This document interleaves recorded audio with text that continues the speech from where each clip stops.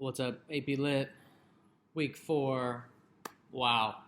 Uh, Man, it's going fast and slow at the same time, I think. That's how I feel, at least. Hope you guys are doing well. It was so cool to talk to about 10 of you in our online hangout. Um, I am going to keep doing it, and I hope that you'll join. I know that for me and my heart, and I'm hoping for those of you who join in on that call, it was just really life giving and just good to get to chat for a little bit. Again, I'm not planning on doing anything serious with them, but it was just really good for my heart to be able to chat and do a little bit of catching up. So um, if 11 a.m. is so early, I encourage you, wake up and join one of them. I also hope that you're at least not sleeping literally all night because your body literally needs sunlight. So, if you have a crazy sleep schedule, I think it might be worthwhile trying to, um, you know, have a little bit more of a normal sleep schedule. But anyways, when I'm recording this on Friday, I'm supposed to hear today about details of the AP exam. It will affect how I'm doing things in the next few weeks, but really, for this next week and even into the end of Songkran, really the thing we're going to be focusing on is our last book. It's a really short one. It's considered a novella. And we are still going to stick with it. We're still going to stick with our Wendell Berry essay, regardless of what we discover about the AP Lit exam. I think that it's still useful for analyzing literature and themes and all the AP Lit relevant things. But more than that, I love this book, and I think it's really worthwhile. And I think Wendell Berry has, I don't know, if you can't get at least a few really deep nuggets of wisdom from Wendell Berry, you're doing something wrong. I hope that you're looking at him in as open-minded of a way as possible. So because I'm going to be spending, because you're going to be spending a week or two, technically you have one more week until Songkran, so I'm really just giving you a week of what I consider to be a week of work, but if I have things due after Songkran break, it's just to give you a little bit of an option if you want to go through this book more slowly and spend some time during Songkran reading it, you will have the option to, which I would advise. I think it is the kind of book that is worthwhile reading slowly. You're not going to find any Spark Notes or Schmoop out there. Sorry. So what I'd like to do in this video, maybe unsurprisingly, is to introduce this book, but more than that is to try to sell you on this book to hopefully pique your interest and communicate some of my passion and my heart for Wendell Berry and for this book and why I chose this out of all the many books that I could have possibly chosen. Like I said before, I put a lot of work and a lot of effort and a lot of thought into the choices that I made for AP Lit, and so I like you to know why I do what I do. And to be honest, the more that I've taught this book, the more that I love it, and the more that I feel like I understand its depth and its meaning, and it's the kind of book that you can return to over and over again. Trust me on that. So, let's talk about remembering. On the surface, this might seem like a pretty simple story, and I think that's maybe why I think it's tough, because it's always kind of the last book we end with. So seniors are you're very much kind of on your way out, which is fine, and it's a very simple story. It's about a man named Andy, and he is in many ways like Wendell Berry. Has a lot of similarities to the author. He's like an agricultural activist. He's a farmer. He's a writer. So he's very purposely meant to be reminiscent of Wendell Berry himself. All of Berry's fiction, by the way, are all set in this fictionalized town. You can see a map of it at the back of your book, called Port William, which is kind of cool. So all of his books and his short stories like all kind of overlap and interlace with one another. But Andy is one of these characters that is very reminiscent of Berry himself. This book, though, the reason I say it's very simple is that all 100 pages or so, it just covers 24 hours. It covers like just literally a day in this guy's life. You could say not that many exciting things happen. It's only 24 hours, and the plot, the basic narrative, all that really happens in this story is that he wakes up in San Francisco.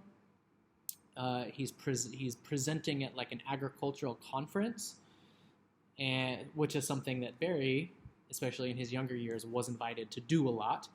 And then he flies back home to his family and his community in Kentucky. So that's the whole book. So it's a very simple, you could say, plot.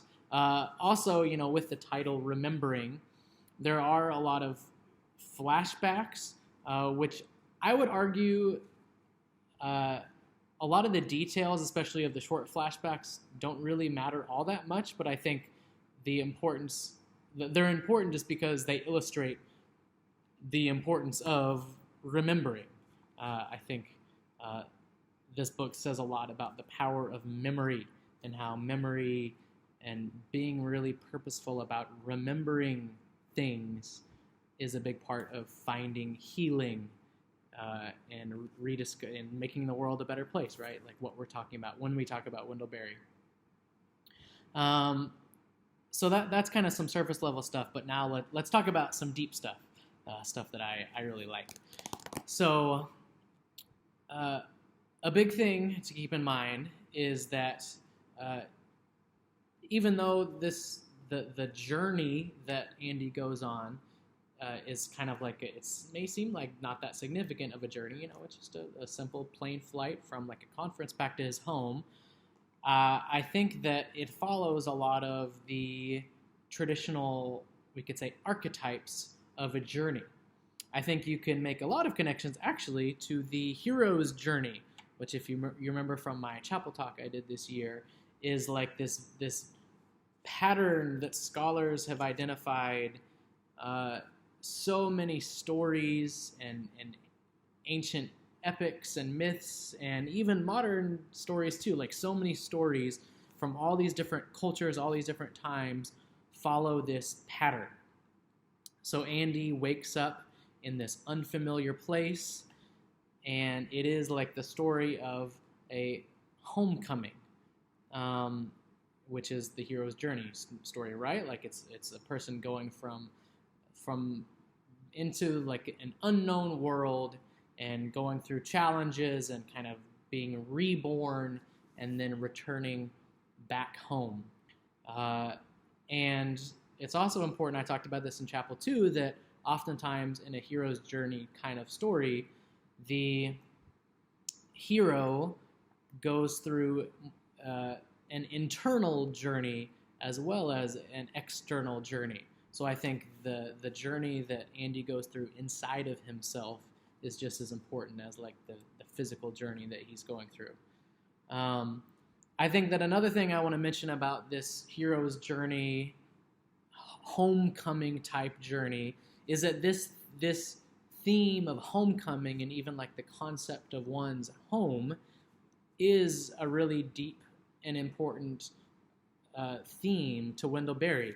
The reason that I had you guys read that essay, if you remember when you did like your introduction to Wendell Berry, and you read about his history of essentially having this chance to live this glamorous life in New York City and choosing to give all that up to return home to his like family's farm in Kentucky.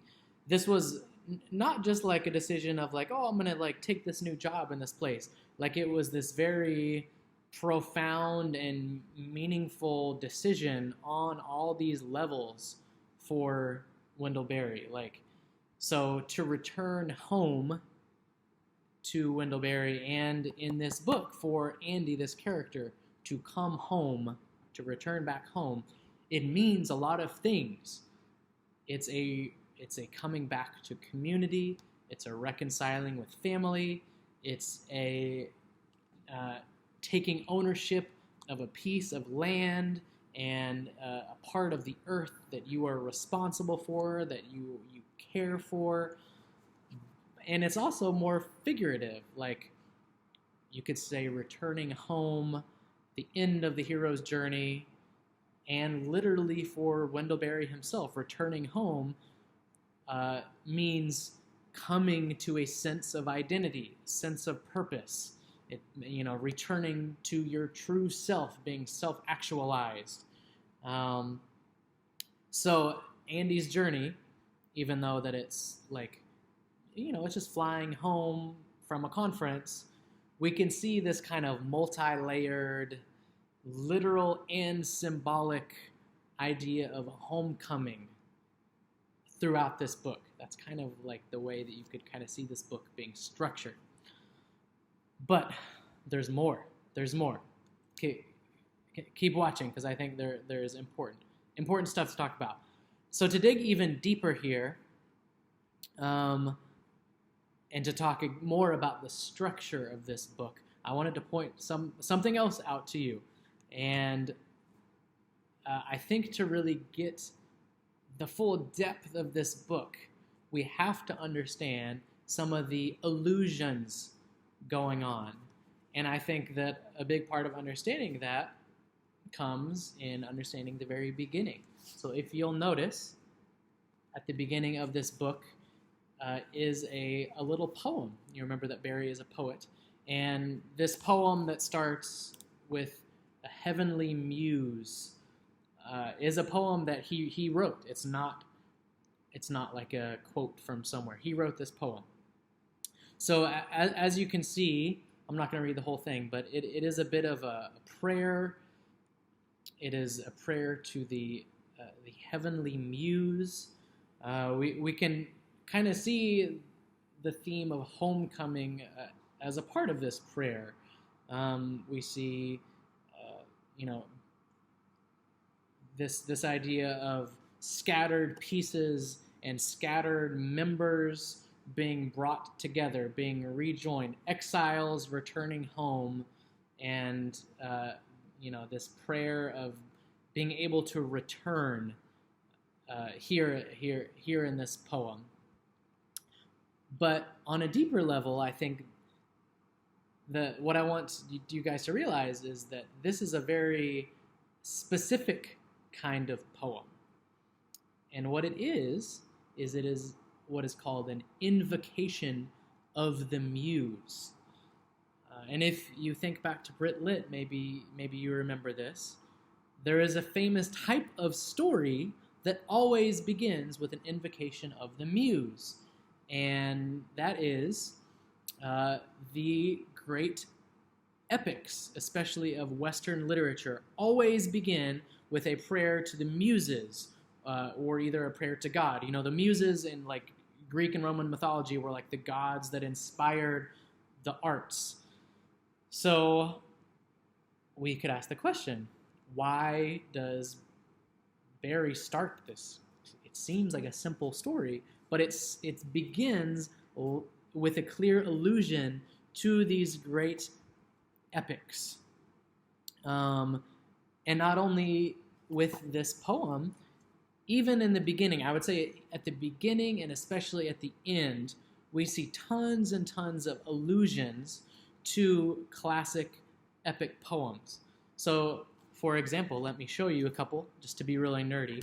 The title of chapter 1, Darkness Visible, which you'll see is also in the fourth sentence, as it describes the dark hotel room that Andy wakes up in.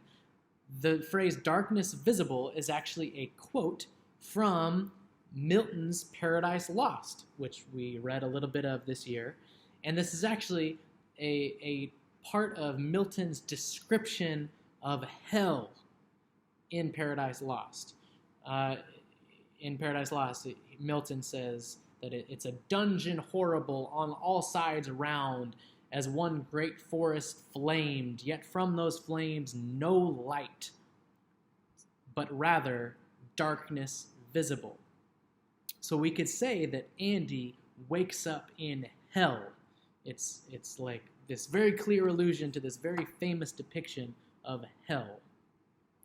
But probably most important, thinking about hell, the most important allusion of this book is Dante's The Divine Comedy, which hopefully you remember both from your epic poem project in Brit.Lit, but also when you guys studied C.S. Lewis's The Great Divorce, which also had a whole bunch of allusions and just was inspired so much of by Dante's The Divine Comedy, which is, hopefully you know this, is this, people consider it the most famous poem ever.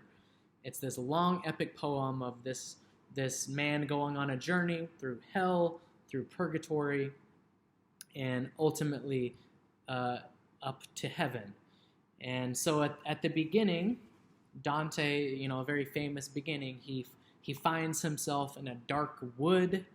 And here at the beginning, Andy, the first 3 words, it is dark. So like Dante, Andy awakes in the dark. And it's like, you could say it's like a figurative darkness. And the first 2 pages of this book, honestly, are amazing. Like, he has had this dream of darkness and destruction, and there's this really kind of grotesque, surreal scene of this man like eating his own arm, and it's very reminiscent of something you might see in hell, in Dante's Inferno, right? And in Dante, he descends into the darkness of hell, and we can even see Andy in this book as he descends into the agricultural conference. We see all this imagery and basically all these allusions to a man descending into hell. So you might ask why this is. Well, I think if you think about the structure of Dante's Inferno, and even think back to the Paradise Lost, kind of in a similar way that like the hero's journey is like a descent and then an ascent back home, the structure of Dante's The Divine Comedy is an ascent. We could say that it is going from hell to heaven, from darkness to light, and to even think back to our essays, from brokenness to healing. So those are the kinds of structures, that's the kind of pattern that is going on in this book. And even if you not to spoil things, but if you even look at the title of the last chapter is Hilltop. So we see a descent and then an ascent, going from darkness to light. So obviously a whole lot of kind of nerdy things going on here. There's way more that I could say about that. But I wanted to kind of preview this for you guys and really get you guys to realize that there is like way more depth going on here with these very purposeful allusions to these great epics. I think if you get that, you realize that like, whoa, there's like a lot more. There's a lot of depth going on here. This book is a lot deeper than it seems, even though it's like this kind of simple 24-hour journey. We really get to see what this journey from a hell to a heaven looks like. We might even ask, what is Wendell Berry's definition of hell? If you think about hell in a more figurative way, being like the totally unideal way of living, to heaven, maybe we could say the absolute ideal way of living, this book has a lot of things that it can teach us. And, all of the great epics were written so that we would learn from the heroes, so that the heroes would be examples for us. So we could ask the questions, what are the examples, what are the lessons that we are meant to learn from Andy's journey? So keep that in mind. Remember, you have to use this book for your essay, and your essay, again, you're supposed to be presenting what does Wendell Berry present as solutions for a healed world, for a more heavenly world, we could say. So this video, again, was just meant to preview some of the depth of this book, to introduce this book a little bit. So take those things to heart. Think about these patterns and structures, hero's journey, epic poems, especially Dante. And I hope you're continuing to give Wendell Berry a chance. I think that if you really give him a chance, you'll see so much wisdom in what he has to say. So thanks for listening, and thanks for reading. Hope you have a good Songkran, and love you guys.